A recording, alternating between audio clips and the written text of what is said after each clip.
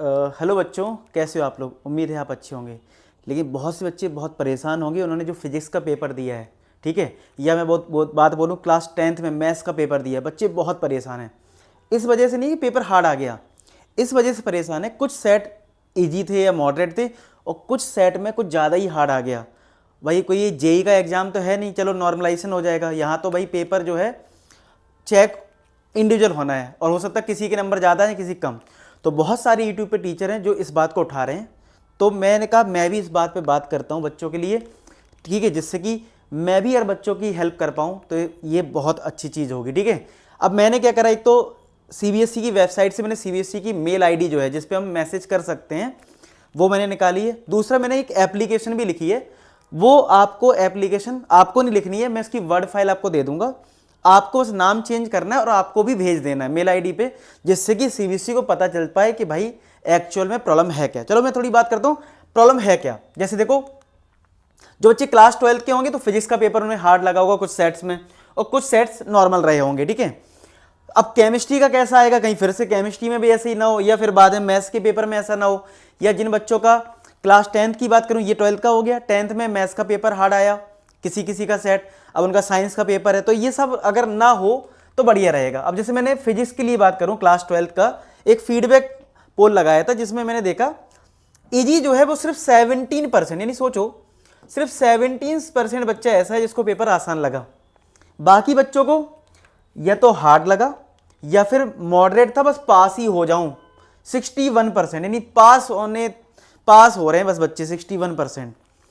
तो ये बहुत सीरियस मैटर है, और ये मैटर इसलिए नहीं है कि हमारे बच्चे पढ़ते नहीं हैं, रीजन ये है कि भाई किसी का पेपर हार्ड किसी का इजी, ये बात सही नहीं है। तो बस हमें एक रिक्वेस्ट करनी है सीबीएसई को कि भाई ये तो पेपर के लेवल सबके बराबर हों, ठीक है, जिससे कि ऐसा ना हो जो पढ़ने वाला बच्चा उसके नंबर कम आ जाए और जिसने कम पढ़ाई करी उसका लक अच्छा रहा, पेपर आसान आ गया, फिर बाद में वो सही नहीं है, ठीक है।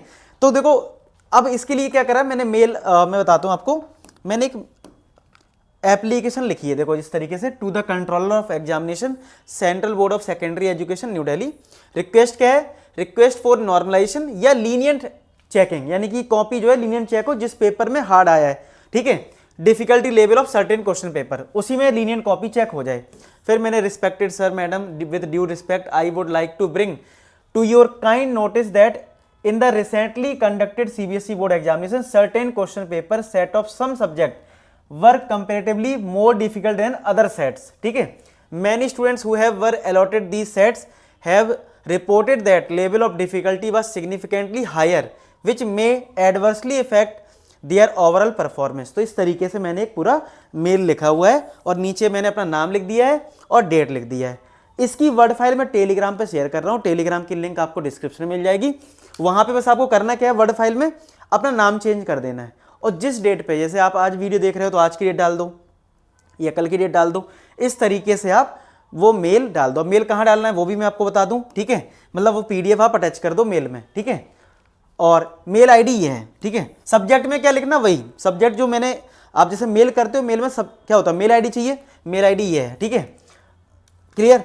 और आपको सब्जेक्ट में क्या लिखना है, जो मैंने यहाँ पे एप्लीकेशन है ना, इस फाइल को अटैच कर देना और सब्जेक्ट यही लिख देना, कॉपी कर लेना है सब्जेक्ट को, ठीक है।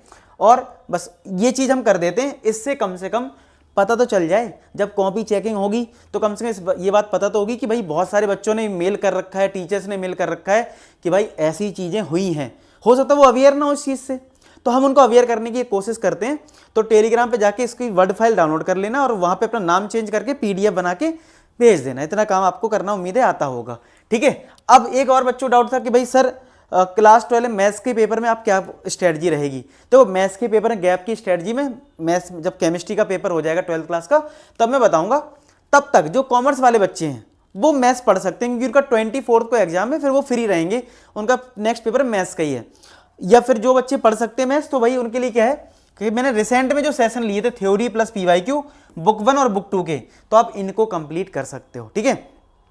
और दूसरा फिर मैंने PYQ का लिया था सेशन, वो आप कवर कर सकते हो ये चीज़, ठीक है। तो ये उन बच्चों के लिए इन्फॉर्मेशन है, जो बच्चे कॉमर्स स्टूडेंट हैं उनको हेल्प मिल जाएगी, ये वीडियो देख सकते हो, ठीक है। तो भाई यही है, तो भाई मैं अपनी तरफ से रिस्पॉन्सिबिलिटी ले रहा हूँ कि मैं इसको मेल कर देता हूँ, अभी मैंने भी नहीं करा है, मैंने कहा ये पीडीएफ आपको दिखा दूं और कोई फीडबैक आपका कुछ हो तो मैं थोड़ा बहुत चेंज कर दूं, लेकिन फाइनली अगर आप कोई फीडबैक होगा तो ठीक है, नहीं तो मैं इसको मेल करने जाऊंगा इस वीडियो के बाद, और आप लोग भी मेल कर देना जिससे सीबीएसई अवेयर हो जाए। ठीक है, एक पहल करते हैं अच्छी सोच के साथ और देखते हैं क्या चेंजेस आ सकते हैं। बाकी मैं लगा हूं आपके साथ, मैथ्स में डेफिनेटली बहुत अच्छा करेंगे और मैं एक ऐसी स्ट्रेटजी लेके आऊंगा पूरे यूट्यूब पे तुम्हें नहीं मिलने वाली, देख लेना चाहिए। ठीक है, चलो बाय बाय टू ऑल।